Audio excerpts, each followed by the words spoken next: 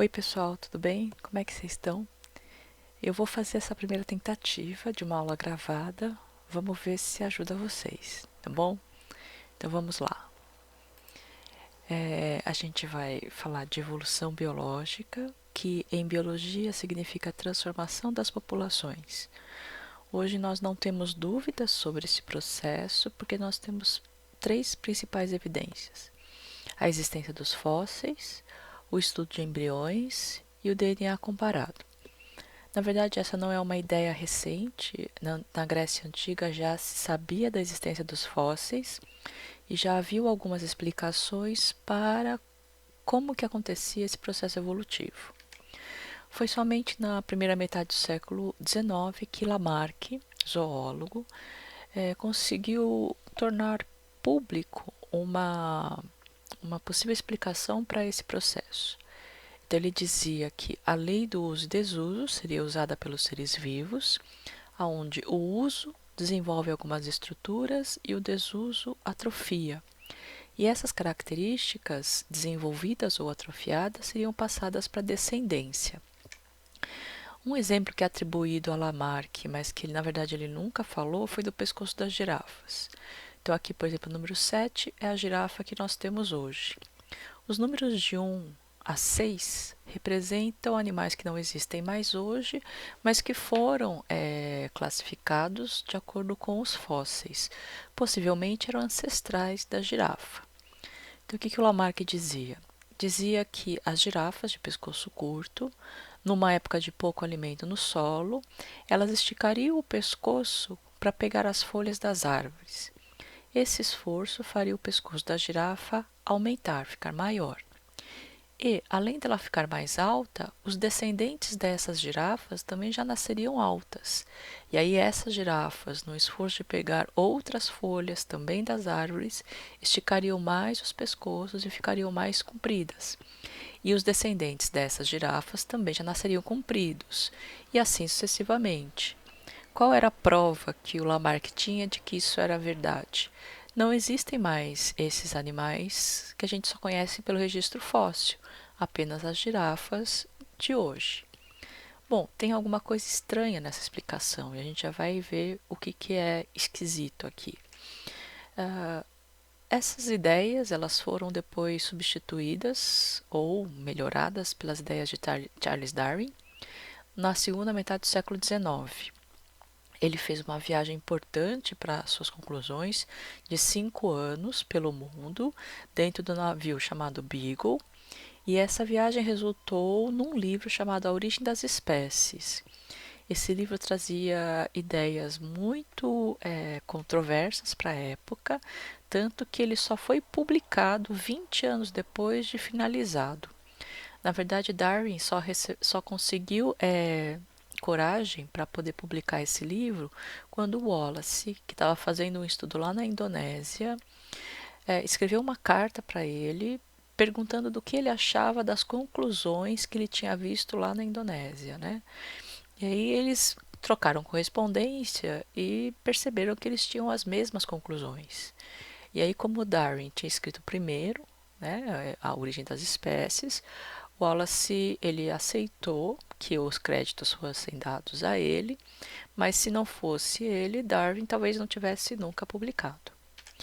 Bom, o que Darwin fez? Darwin fez uma viagem que saiu de Londres, veio para a América do Sul, ele desembarcou aqui na Bahia, Rio de Janeiro, Montevidéu no Uruguai, veio aqui para a costa do Chile, depois para o Peru, e ele ficou um tempo aqui nas ilhas de Galápagos.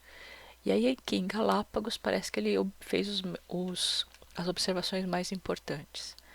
Daí ele atravessou o Oceano Pacífico, Nova Zelândia, Austrália, aqui chegou perto da Indonésia, África, voltou para a América do Sul e depois voltou para Londres. O que é que tem em Galápagos que é tão importante? Bom, Galápagos é um arquipélago que pertence ao Equador. São centenas de ilhas, algumas ilhas muito recentes, datam, sei lá, de menos de 100 anos, e por causa disso, as ilhas têm paisagens muito interessantes. Então, a mesma ilha pode ter um lado que é totalmente vulcânico, um lado onde a sucessão ecológica está começando, e outro, por exemplo, de mangue, onde a biodiversidade já é maior. O arquipélago todo é um parque, então, na verdade, nós somos visitantes, né? Os animais de lá que são os moradores de lá, e tem uma biodiversidade interessante. Então, tem aqui uma flor de cacto, líquens e cogumelos. Eu estive lá no ano passado, visitando a Fundação Charles Darwin, né, e conhecer um pouco do trabalho que é feito lá de preservação e de estudo. Aqui é o Charles Darwin, quando foi lá, né, novinho, e percebi coisas muito importantes lá. A primeira coisa são as tartarugas, né? As tartarugas são chamadas de Galápagos, é o que dá o nome às ilhas, e as tartarugas são diversas, né? Há muitos tipos de tartarugas. O que chamou a atenção de Darwin é essas tartarugas aqui, olha, de casco maior, elas esticam o pescoço e ficam mais altas. E elas moram em ilhas onde o alimento delas fica mais alto. Essas outras tartarugas que têm o casco baixo e o pescoço mais curto, elas moram em ilhas onde a vegetação ela é mais rasteira.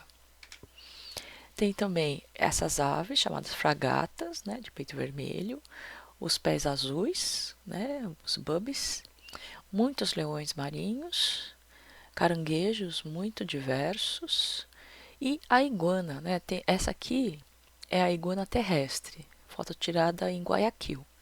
Essa iguana é bem diferente da iguana que encontramos lá em Galápagos. O focinho é diferente, né? As cristas aqui são diferentes, o comprimento do corpo, a forma do corpo são bem diferentes, mas são iguanas, né? E aí Darwin começou a se perguntar por que é que no continente havia animais tão diferentes desses encontrados em Galápagos. Essa aqui é uma paisagem que definitivamente representa o que são essas ilhas. Então aqui eu tenho uma ilha que tem uma vegetação, cactos, tem outras partes da ilha que parecem desertos. Aqui estão os animais, né, aquelas aves de patas azuis, e tem pinguim. Sim, Galápagos, que está na linha do Equador, tem pinguim. Esses pinguins, é o que está aqui, olha, lado direito, eles são diferentes dos pinguins encontrados no resto do mundo. E Darwin perguntou, o que esse bicho está fazendo lá em Galápagos? Além dos pinguins, outras aves importantes, bem interessantes lá, são os tentilhões. Os tentilhões existem em abundância, e o que difere um tipo de tentilhão do outro é o bico. O bico que é especializado para algum tipo de alimentação. Então, o que o Darwin imaginou? Essa daqui é uma anotação original de Charles Darwin. Então, ele imaginou o seguinte, que talvez houvesse um ancestral comum, que hoje não existe mais.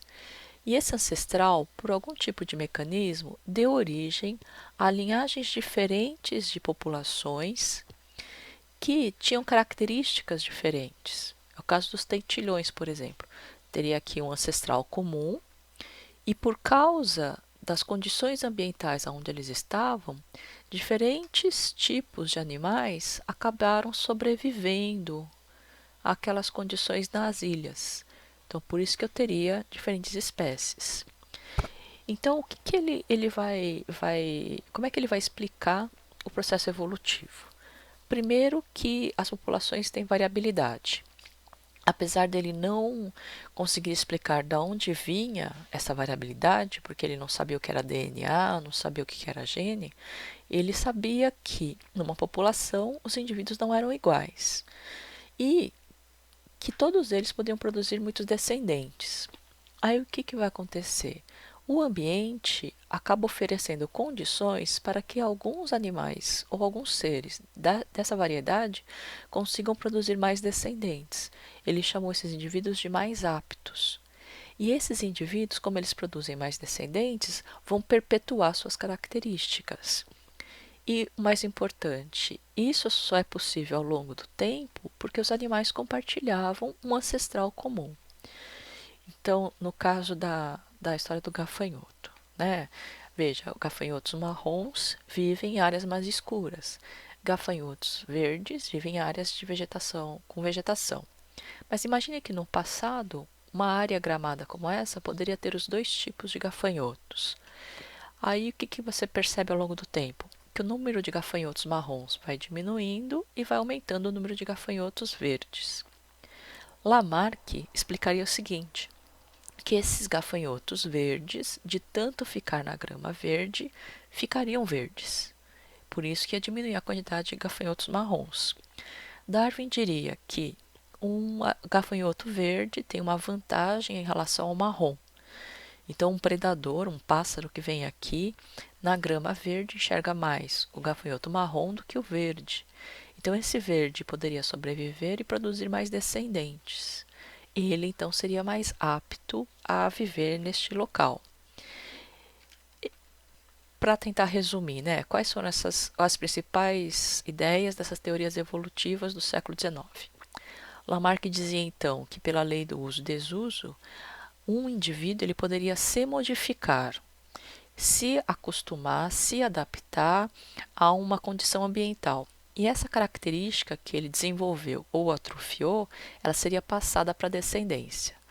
Enquanto Darwin diria que não, olha, os indivíduos são diferentes entre si. O ambiente impõe uma pressão seletiva, quer dizer, alguns indivíduos conseguem se alimentar melhor e se reproduzir mais. E por causa disso, eles deixam mais descendentes.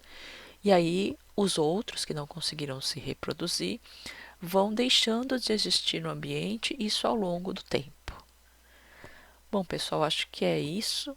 Vamos ver se essa aula ajudou vocês. Fiquem bem aí, cuidem-se, hein? Até mais.